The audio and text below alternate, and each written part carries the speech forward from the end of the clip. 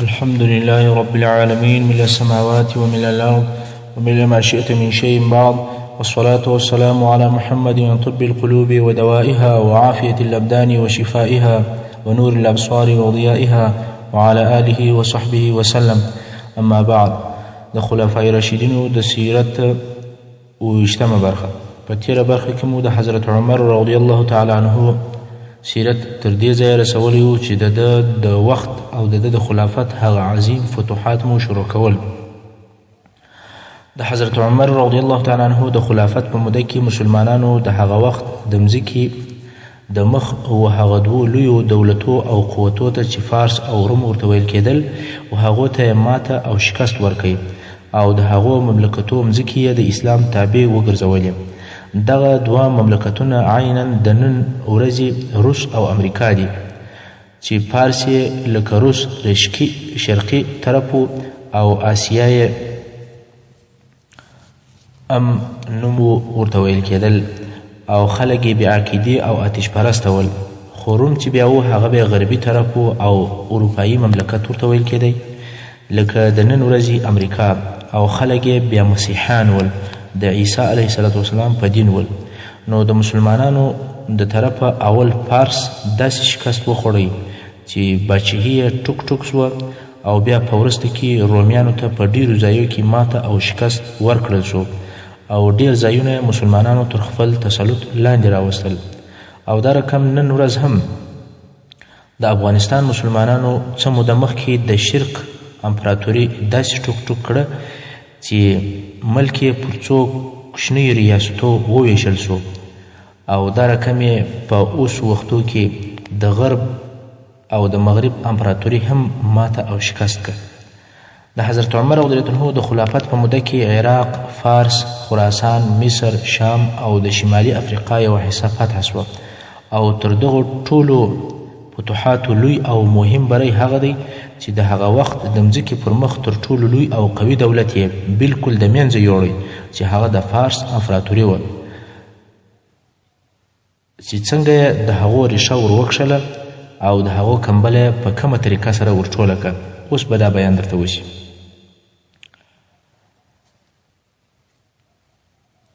موږ مخکې وویل چې د حضرت ابوبکر صدیق رضی الله عنه د خلافت په آخري وختو کې مثنی ابن الحارثه رضی الله تعالی عنه د عراق والی او عسکري مشر و،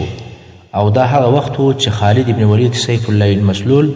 رضی الله تعالی عنه فصل هغه چې د ابوبکر صدیق رضی الله عنه په امر د عراق ډیر ځایونه د فتح کړي ول او بیا یې عراق پرېښوی او شام ته د دې دپاره ولاړی چې هلته د یرموک په جنګ کې ګډون او اشتراک وکړي. نو د خالد بن ولید رضی الله تعالی عنه په غیاب کې د عراق دولتي او عسکري چارې مثنی ابن الحارثه رضی الله تعالی عنه اداره کولې او د خلیفه له طرفه یې د نوو اوامرو انتظار کوي. کله چې د ابوبکر صدیق رضی الله عنه د طرفه اخبار او اوامر وزنډېدل نو په خپله مثنی رضی الله تعالی عنه د مدینې منورې پر طرف باندې رهي شو، غواړي چې د حالاتو څخه خبر او مطمئن سي او دا رقم د ابوبکر صدیق رضی الله عنه څخه اجازه واخلي چې د هغه مرتدینو څخه چې د دینه اوښتي ول او بیا مسلمانان شول د هغو څخه د جهاد په کارو کې کومک واخلي که نه واخلي. ځکه ابوبکر صدیق رضی الله عنه امر کړی و ولکم کسان چې مرتد سوي وي او بیا بیرته مسلمان نه سوي وي د هغو څخه دې په جهاد کې کومک نه اخیستل کیږي. نو مثنی رضی الله عنه را روان شو. خدای هغه وخت مدینې منورې ته راورسېدی چې ابوبکر صدیق رضی الله عنه په هغه ناروغي باندې مریض و چې په هغه کې وفات شو او د مرګ پر بستر باندې پروت و. ابوبکر صدیق رضی الله عنه په دغه ناروغي کې او تر خپل وفات د مخه خپل خلیفه حضرت عمر رضی الله تعالی عنه ته دا وصیت وکوي چې د مثنی رضی الله تعالی عنه سره د جهاد دپاره نفر ولېږه. سبحان الله، تاسې د مسلمانانو د امیر او د خلیفه حضرت ابوبکر صدیق رضی الله عنه دغه مسؤلیت ته وګوري چې جهاد فی سبیل الله او د اسلام نشرول د ځان داسې لازمي وظیفه بللې وه چې د مرګ پر حال هم جهاد نه هیروي او هغه ته متوجه و. او دا چې ابوبکر صدیق رضی الله عنه په خپله د مثنی رضی الله عنه د کومک دپاره نور نفر نه ورولېږل یا نه ورلېږلي د هغه سبب دا و چې د ده رضی الله عنه سره هیڅ لښکر نه و پاته. د مسلمانانو ټول لښکرې شام ته تللي وې او هلته د روم سره په جنگ باندې ځانونه مشغوله کړي ول. نو ځکه یې عمر رضی الله تعالی عنه ته امر او وصیت وکوی چې څونه لښکر چې جوړولی سي جوړ یې کړ او د مثنی رضی الله عنه سره یې عراق ته ولېږه. د ابو عبیده الثقفي رضی الله تعالی عنه لښکر ابو بکر صدیق رضی الله عنه وفات شو او تر هغه وروسته د اسلامي دولت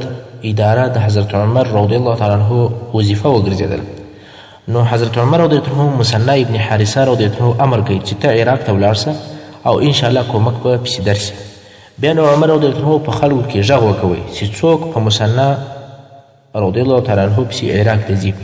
اول هغه څوک چې د تللو دپاره امادګي ښکاره کړه هغه ابو عبیده ابن مسعود الثقفي رضی الله تعالی عنه چې د ثقیف او د طائف د مشرانو څخه او د عروه ابن مسعود الثقفي ورور و. که څه هم دغه ابو عبیده د اصحاب کرامو څخه نه دی بلکې د تابعینو څخه دی، خو دغه ابو عبیده الثقفي اول هغه څوک دی چې عراق ته د تللو دپاره اماده شو. د طائف او د نور منطقو څخه لښکر ورته راټول سو. نو حضرت عمر رضی الله عنه دی د دغه کومکي لښکر امیر وټاکی او دا یې هم ورته وویل چې عراق ته کله ورسیږي هلته به هم د ټولو لښکرو قمنداني ستا پر غاړه وي. عمر رضی الله عنه نور خلک هم ورته راټولول. ابو عبیده ته نصیحت پس له نصیحته کوي، نصیحت په تقوا سره، نصیحت په عدل او په امانت سره، نصیحت په همت او په ښه معامله. چې یو د نصیحتو او د وصیتو څخه دا هم و چې پرس یا پارسیان د چم او د مکر خلک دي، ډیر احتیاط به ورسره کوي،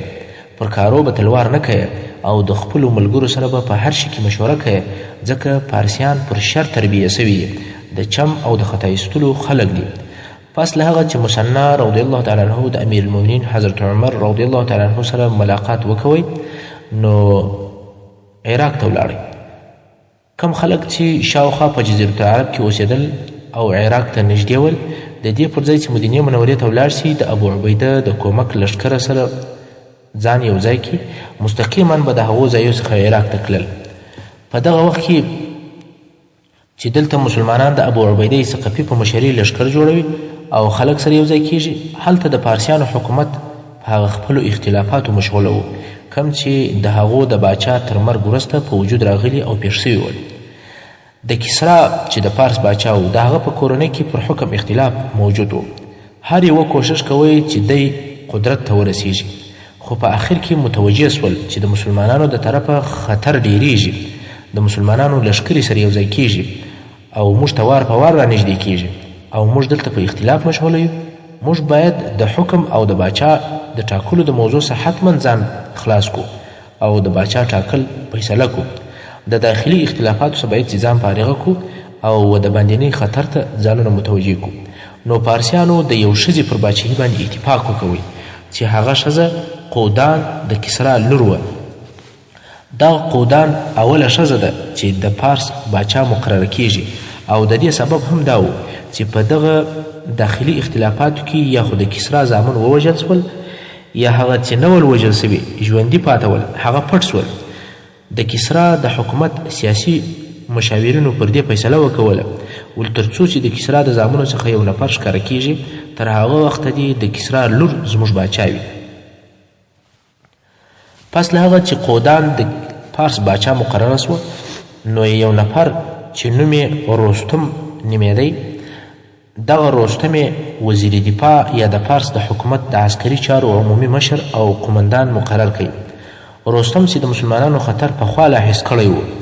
سمدستي یې څو لښکرې د جامان په قمنداني باندې سره یو ځای کړي او د جنگ دپاره اماده سو. دغه لښکرې یې په عراق کې و هغو منطقو ته ولېږلې چې د پارسیانو تر حکم لاندې وي او یو بل لښکر یې د نرس په قمنداني باندې بصرې ته ولېږئ. بصره دا د دجلې او د فرات چې دوه لوی لوی دریابونه دي د هغو په منځ کې واقع ده او یو بل لښکر یې مستقیما د مثنی رضی الله عنه پر طرف باندې ورولېږئ چې هلته د مسلمانانو پر لښکر باندې حمله وکړي. رستم هغه زمینداره او باغوانان او بزګرانو ته کوم چې مسلمانانو ته تسلیم سوي ول او مسلمانانو ته جزیه ورکوله هغو ته حال ورولېږئ ول مسلمانانو ته یاغیان سي او بیرته پارس ته تسلیم سي ځکه د پارسیانو هغه داخلي اختلافونه حل سول او زموږ دولت قوي او حکم مثابت او قائم سو. نو اوس مو د مثنی رضی الله عنه سره هغه د جزیې عهد او وعده ماته کوي، جزیه مه ورکوئ، د مسلمانانو په مقابل کې ودرېږي، انقلاب جوړ کړي. د رستم په دغو اوامرو سره د عراق په هغه فتح سوو منطقو کې سرکشي او بغاوتونه شروع شول، ځکه هغه خلک چې په دغه علاقو کې اوسېدل هغه په حقیقت کې د پارسیانو دوستان ول او پارسیان یې تر مسلمانانو قوي بلل. دا چې پارسیان ضعیفه سوي ول د دوی په فکر د دغه ضعف سبب هغه داخلي اختلافونه ول. اوس چې هغه اختلافونه حل سول نو د فارس حکومت قوي دی، نو ځکه د عراق خلک پس له هغه چې مسلمانانو ته تسلیم سوي ول اوس د مسلمانانو پر ضد ودرېدل او یاغي سول. هلته د پارس د طرفه 3 قوي لښکره نور هم رارهي دي. مثنی رضی الله عنه ډېر لوی او عظیم خطر حس کوي. یو خو د عراق خلک بیرته یاغیان سول او بل 3 لوی لښکره نور هم د دوی د جنگ دپاره رارهي دي. مثنی رضی الله عنه د حیره د ښاره څخه ووتی.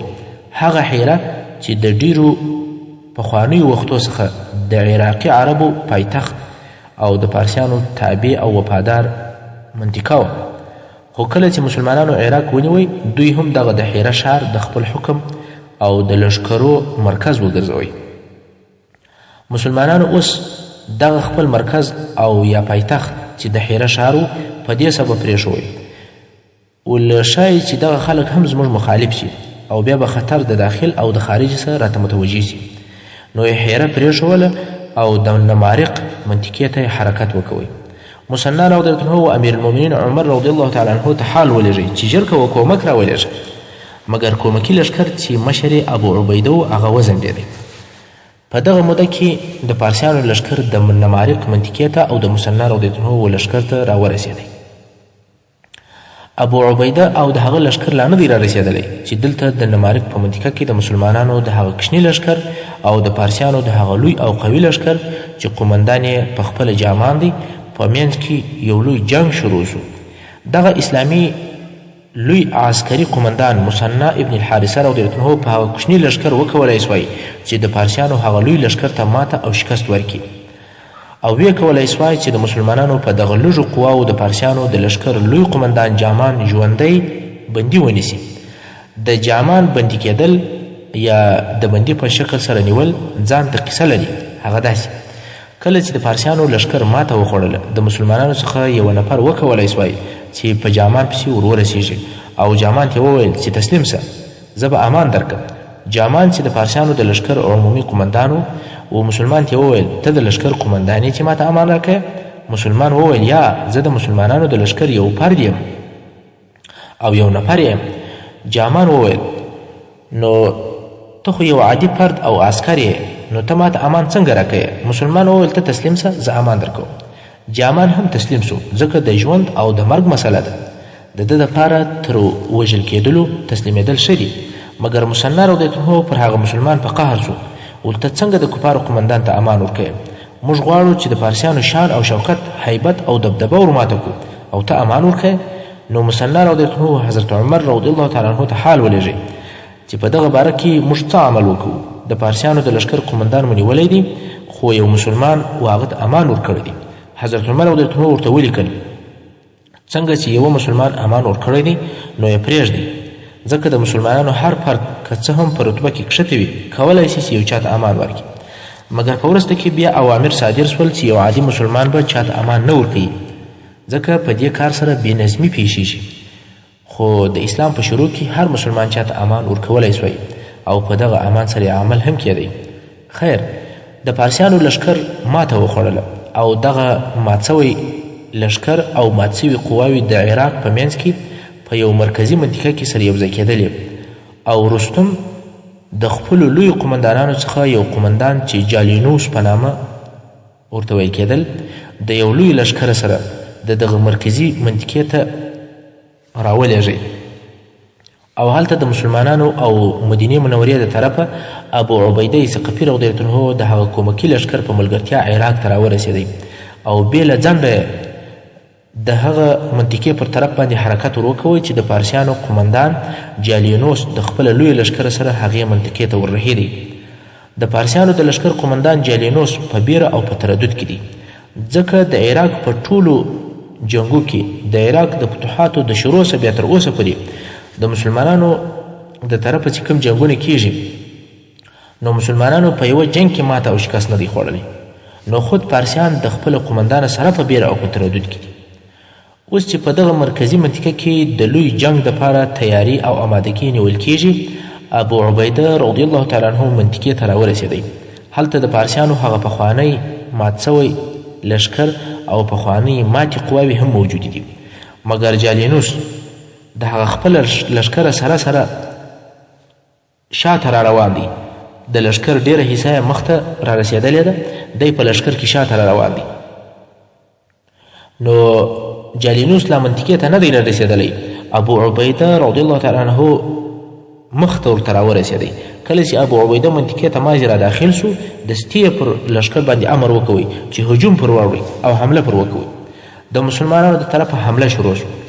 اوس په دې حمله کې شدید جنگ شروع سو په اخر کې مسلمانانو وکولی سوای چې د جالینوس تر رارسېدلو د مخه د پارسیانو لشکر ته ماتې ورکړي ابو عبیده په منطقه کې شاوخوا ډلې ولېږلې او منطقه یې تر خپل تسلط لاندې راوستله د منطقې خلکو بیرته جزیه ورکول شروع کړ دا هغه خلک ول چې یو وارې تابع سوي ول او بیا د رستم په امر او په مشوره باندې بیرته باغیان سوي ول جالینوس په تعجب کې سو چې د مسلمانانو په اجراءاتو او په عملیاتو کې څونه سرعت او چابکي ده دا یو غیر عادي عسکري قدرت دی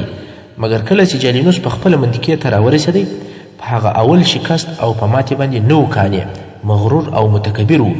دویم وار یې بیا د جنګ غوښتنه وکوله چې راسه جنګ وکړو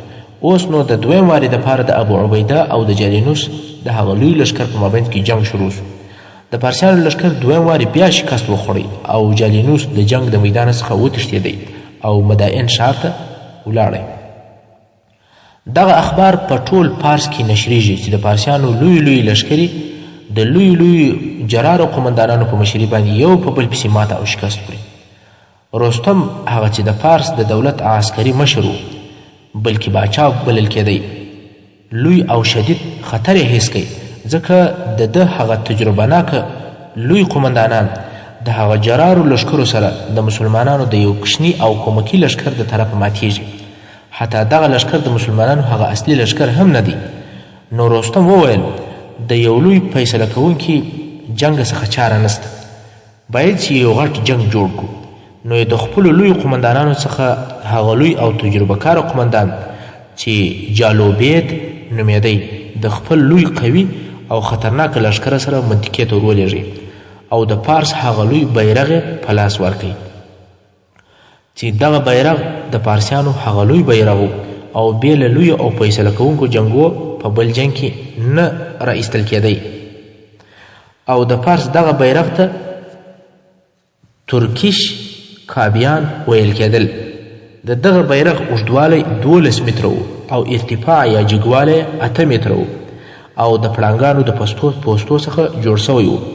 اوس نو د دغه بیرغ سره دونه لوی لښکر ملګری دی چې چا یې مثل نه دی لیدلی تاسې پوهیږئ کله چې موږ وایو چې د پارس یا د پارسیانو دولت یعنی د هغه وخت د مځکې پر مخ تر ټولو مملکتو هغه لوی او قوي پراخه او عظیم دولت نو د دغه دولت به څونه لښکر و دغه د پارسیانو د لوی لښکر د راوتلو خبر ابو عبیده ثقفي رضی الله تعالی عنه ته ورسېدی نو حضرت عمر رضی الله عنه ته حال ولېږئ چې د پارسیانو سره اوس هغه نهایي او فیصله کوونکی جنګ شروع شو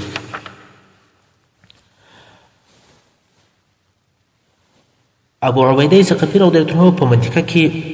اوردمخه شو بیرته وحیرې علاقې ته ورغلی او هلته د نهر فرات چې دا یو لوی دریاب دی د هغه تر شا خیمې ودرولې د پارسیانو لشکر رالی او د فرات پر هغه بله غاړه یې واړول اوس نو فرات دونه لو واله یا دونه لوی دریاب دی چې د دوو لشکرو په مابینځ کې واقع دی او د دوو لشکرو په مابین کې فاصل هم دی د یوه شی او بل شي ته نه رسیږي یعنی د یوه لشکر اسلحې او قواوې و بل ته نه ورسیږي پارسیانو په دغه منطقه کې او د دوو لشکرو په مابینځ کې د فرات پر هغه لویه واله باندې یو پل جوړ کړي نو ځکه دغه جنګ ته د تاریخ په کتابو کې معرکة الجسر ویل کیږي، یعنی د پل جنگ. بیا نو فارسیانو ابو عبیده ته حال ولیږئ چې تاسې د ولې پر یوه طرف یاست او موږ یې پر بل طرف. جنگ داسې نشي کېدلی. یا تاسې راواوړئ او موږ تر هغو امان در کوو جنگ نه در باندې کوو تر څو چې ستاسې ټول لښکر نه یې راوښتی، یا تاسې موږ ته امان راکئ تر څو چې زموږ ټول لښکر تر فرات در واوړي، بیا به د هغه بعد جنگ وکړو. دلته نو ابو عبیده رضی الله تعالی عنه د اصحاب کرامو او د لښکر د عسکري مشرانو سره مشورې شروع کړې چې موږ ور اوړو او که دوی ته د راوښتلو اجازه ورکوو. د اصحاب کرامو او د عسکري پوهانو نظر دا و چې فارسیانو ته اجازه ورکړي چې دوی راواوړي، ځکه د دوی په راوښتلو کې زموږ دوې فایدې دي. یو دا چې د دوی په راوښتلو کې د غدر او د خیانت امکان نشته چې حمله دې راباندې وکړي، او که موږ ور واوړو ښایي چې دوی غدر او خیانت راسره وکړي او حمله راباندې وکړي. دویمه او مهمه فایده دا ده که موږ ور واوړو نو موږ د کفارو د لښکر او د ولې په مابین کې محاصره کیږو چې دا ډېر لوی خطر دی او د دوی په راوښتلو کې دغه خطر نشته. مګر سبحان الله ابو عبیده رضی الله عنه پر دغه ټینګار کوي چې موږ ور اوړو، ځکه فارسیان ونه وایي چې موږ وبېرېدو. خلکو ورته وویل چې دا د بیرې او د غیرت موضوع نه ده، دا کار د مسلمانانو دپاره لوی خطر دی. خو ابو عبیده رضی الله عنه چې د لښکر عمومي قمندان دی او په د مخنیو جنګو کې کامیابي هم په نصیب سوې ده، پر خپله خبره ټینګ دی. ول موږ باید فارسیانو ته خپل قوت او شجاعت ورښکاره کړو او دوی باید پوه سي چې موږ هیڅ کله نه بیریږو. د ابو عبیده رضی الله عنه د ډېر ټینګار په سبب هغه نور مشران هم د ده د رایې تابع سول او د ده رایه قبوله کړه. سره د دې چې هغه نور قمندانان په دې کار باندې ډېر ناراضه ول، مګر بیا هم تر پل ور واوښتل او فارسیانو هم پر هغه خپل قول باندې او پر خپله وعده باندې وفا وکول. تر هغو یې جنګ نه کوئ تر څو چې د مسلمانانو ټول لښکر ور واوښتی. بیا نو د مسلمانانو او فارسیانو په مابین کې هغه لوی او عظیم جنگ شروع شو چې معرکة الجسر العظیمه ورته ویل کیږي. فارسیانو د اوله څخه هغه خپل جدي او واقعي جنگ په خپل ټول قدرت سره شروع کړي. هغه جنگ یې شروع کړي چې فیصله کوونکی جنگ و. د فارسیانو هغه قوي او تجربه کاره قواوې ټولې په دې جنگ کې موجودې وې چې د دغو قواو په جمله کې د پیلانو قوا یا د پیلانو کنډک هم موجود و چې دغه پیلان د جنگ دپاره روزل سوي او تربیه سوي ول. هغه داسې چې پر پیلانو سربیره به کجاوې تړل سوي وې او د کجاوو تناونه به د پیلانو پر نسو تړل سوي ول. په هغه کجاوو کې به فارسي عسکر ناست ول او اوږدې اسلحې به ورسره وي. اوس نو په خپله پیلان هم جنګ کوي، خلک په پښو یا په لغتو او په شندوکانو باندې وي او هغه لوړ سپاره عسکر هم مسلمانان په نیزو او په اوږدو اسلحو باندې وهي. بل هغه شی چې د مسلمانانو د لښکر د انتظام د خرابېدلو سبب وګرځېدی هغه دا و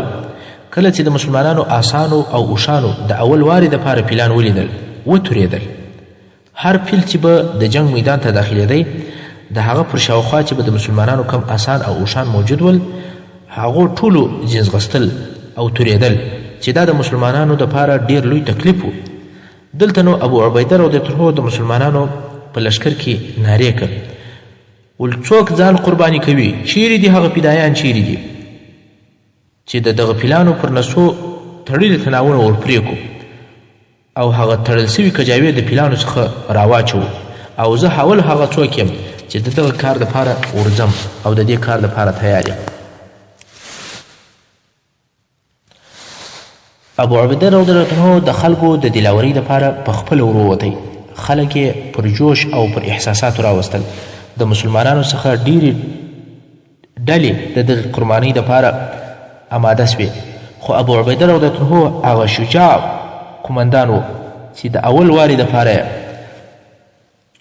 تقدیم وکوی و میدان ته ورداخل سو او د خپل ملګرو څخه یې یوه ډله ورسره ملګرې کړه چې پر پیلانو حمله وکوله. په دې حمله کې ابو عبیده رضی الله تعالی عنه وکولی سوای چې د پیلانو څخه هغه لوی پیل ته ځان ورسوي. د پیل د نسه څخه یې هغه تناونه ورپرې کړل کوم چې کجاوه په تړل سوې وه. کجاوه لاندې پر مځکه ولوېدله مګر څنګه چې پیل د جنگ دپاره تربیه سوی و دشمن یې پیژندی پیل چې ابو عبیده ولیدی په لغته یې ووهی ابو عبیده رضیالله عنه غزار سو او پیل سربیره پر ودرېدی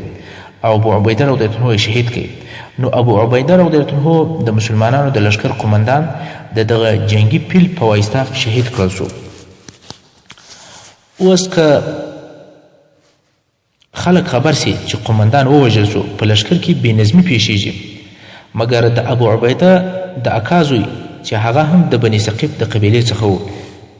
محترم اوریدونکو څنګه چې وخت پای ته رسیږي زموږ پاته برخه د سیرة الخلفاء به په راتلونکو حصو کې واورئ. وصلى الله تعالى على خير خلقه محمد وآله وأصحابه وأهل بيته أجمعين.